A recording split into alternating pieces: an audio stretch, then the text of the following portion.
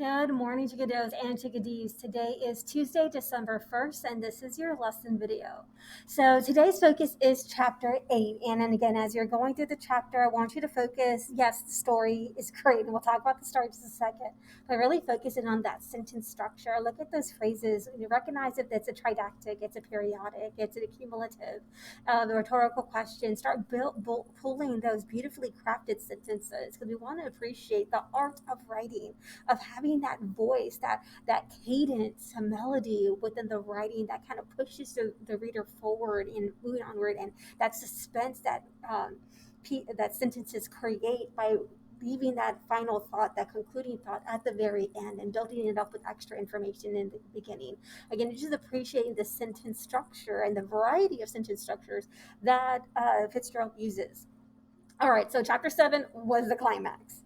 All right, as we take a look at just how horrible these people are, and they're so disillusioned by their power and wealth, that they have no real feelings. It's all about themselves and what's going to push themselves. And we see that selfishness, that narcissism, even more evident in the argument between Gatsby and Tom Buchanan at the apartment in New York, as they're trying to get away from um, their elitist kind of mentality, but they're still stuck in their own elitism, their own wealth in a sense. They're just so toxic.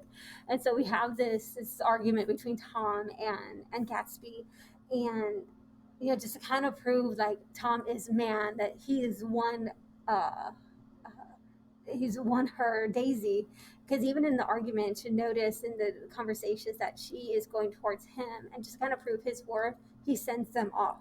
And come on, what happens as Daisy and Gatsby are driving home? Oh my gosh, it's like poetic justice, but it's just so horrible. And as we take a look and understand who Daisy is and what she's willing to do, she was willing to hurt somebody else rather than put herself into harm's way. Like if we see an object or something in the middle road, we steer away from it in hopes to save it, even if it puts us in jeopardy, even if it puts us in harm's way. But with Daisy, it's opposite of that. She is putting herself out of harm's way and putting harm onto somebody else, and unfortunately, that was Myrtle. So that is our climax of the story. Everything that happens after that, chapter 8, is our falling action. We're getting to our resolution. We're getting to the end of the novel, because that's what tomorrow is, chapter 9. And chapter 8 is just kind of when it goes down. It is that falling action that feels like it's a climax because it's another momentous situation. But really, we have our climax right here between 8 and 9, where we have these tragic events coinciding with each other. It's kind of like the karma, what goes around comes around. And we just kind of see, gosh, what wealth and power does to you. Because with um, Buchanan and Daisy, they're not even phased by the death of Myrtle. They're eating cold fried chicken when Nick goes in and checks on them. Again, not phased whatsoever. And it's like all their problems have gone away as long as they stick together, because that's how they keep their power and their money. What is wrong with people? So I hope you're enjoying the story. I hope you're seeing the characters being developed, and just kind of this human reflection, this human observation of what it means to be true and honest and have empathy or sympathy.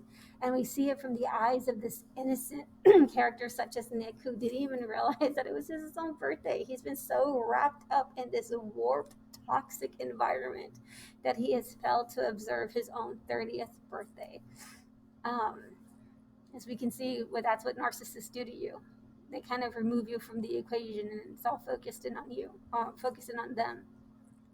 So it's a beautifully well done novel, looking at humans' perspective about wealth and money and power, looking at it from the gluttonous age of the 1920s, the roaring 20s, right before the stock market crash, seeing it from an outsider's point of view, in that overwhelming sense of humility and awareness and compassion, in sympathy and empathy. He's bleeding heart of a man. Poor Nick. Feel sad for him. And as we see it from his eyes, the tragic events that it unfolded in chapter 8 and what you're about to read in chapter 9. So sad. But enjoy chapter 9. Pull out your three sentences of chapter 8. If chapter 8 is your chapter of focus, um, and then you'll have chapter 9 for tomorrow. All right? I love you. Have a wonderful day. Make good choices, and I'll talk to you soon. Jump on the Zoom call if you have any questions.